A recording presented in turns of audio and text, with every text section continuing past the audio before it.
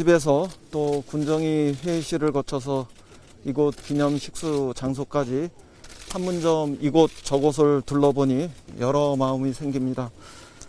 평양 공동선언 2주년을 기념해야 할 의미 있는 이 시간에 코로나19 상황이 계속되고 또 남북의 시간이 멈추면서 저와 여러분들만 있는 점이 많이 아쉽습니다.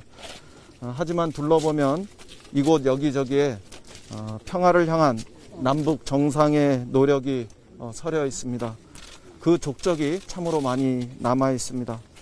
분단의 공간이었던 공동경비구역에는 무장을 내려놓고 비무장한 남북의 군인들이 서 있고 또 두 정상이 심은 나무도 온전히 뿌리를 내렸습니다.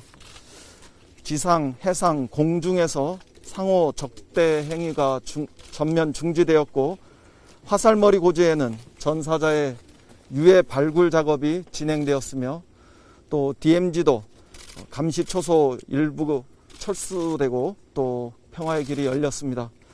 2017년 한반도에서 전쟁을 이야기하던 일촉즉발의 상황에 비하면은 지금은 군사적 긴장이 완화되고 국민들께서 평화를 더 많이 체감할 수 있는 상황이 되기도 했습니다.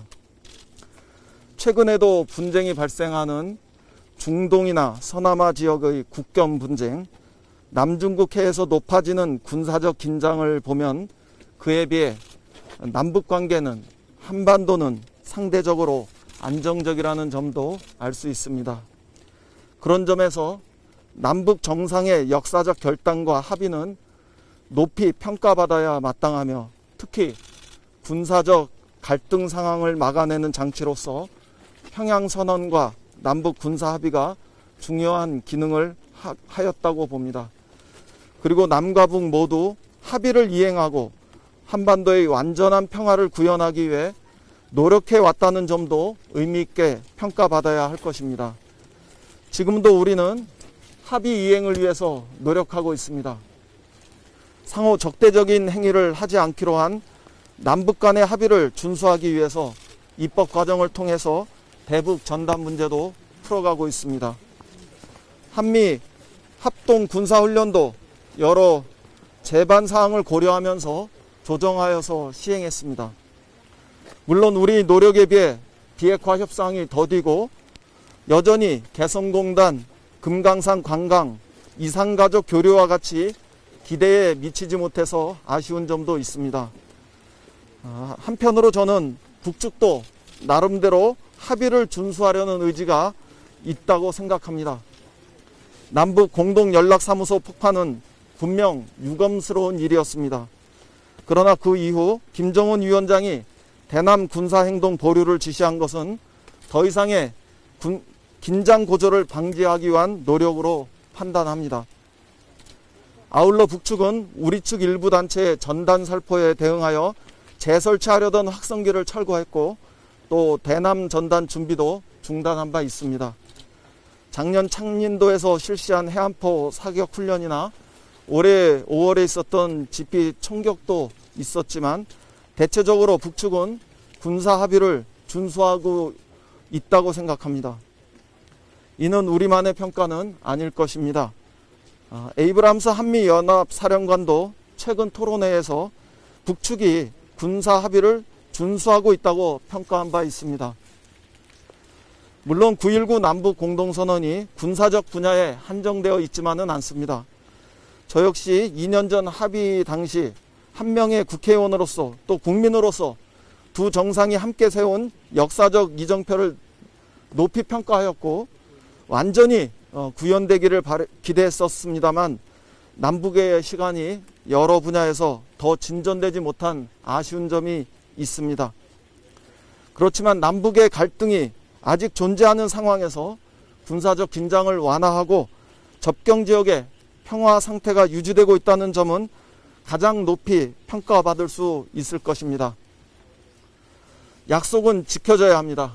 그리고 합의는 이행을 통해서 완성됩니다. 양측 지도자의 결단을 완성하고 남북의 시간을 재개하기 위해서는 앞으로도 남북 공동의 노력이 계속되어야 합니다. 정부는 남북 공동선언 이행을 위해서 남북이 당장 할 수 있는 인도 분야와 교류 협력 분야에 작은 접근부터 진척시켜 나가려고 합니다. 그렇게 출발해서 다시 믿음과 신뢰의 시간을 만들어 가려고 합니다. 코로나 상황이 완화된다면 10월부터라도 판문점 견학과 DMZ 평화의 길을 신속하게 개방하고 재추진할 것이며 판문점에서 소규모 이산가족 상봉도 제의할 수 있게 되기를 희망합니다. 북측도 두 정상의 약속인 남북 공동선언의 이행을 위해서 화답해 주기를 기대합니다.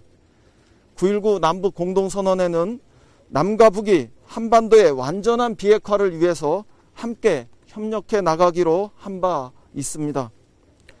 북미가 많이 풀어나가야 하겠지만 저는 남북이 함께 해법을 찾아야 할 부분도 꽤 많다고 생각합니다. 우선 그 전이라도 보건의료, 방역협력, 기후환경 분야의 인도협력은 한미 간의 소통을 바탕으로 해서 정세와 관계없이 연간 일정한 규모 이상으로 그 사업이 지속되어야 남북, 미가 상호 신뢰 구축을 할 수 있다고 생각합니다. 조속한 시일 내에 남북 공동 연락사무소를 포함한 협의 채널이 복원되고 또 허심탄회한 대화가 재개되기를 희망합니다.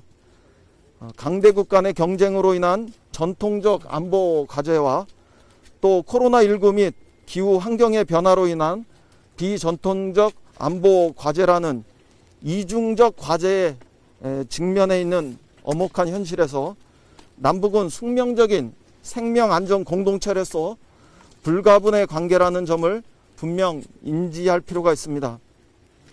끝으로 우리 측에 발생한 수해만큼 그 수해 피해만큼 북측에 발생한 피해도 안타깝게 생각하면서 적절한 계기에 서로 상호 간의 연대와 협력을 구현할 수 있기를 기대합니다.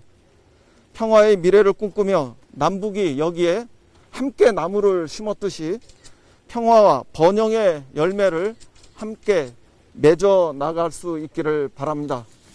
고맙습니다.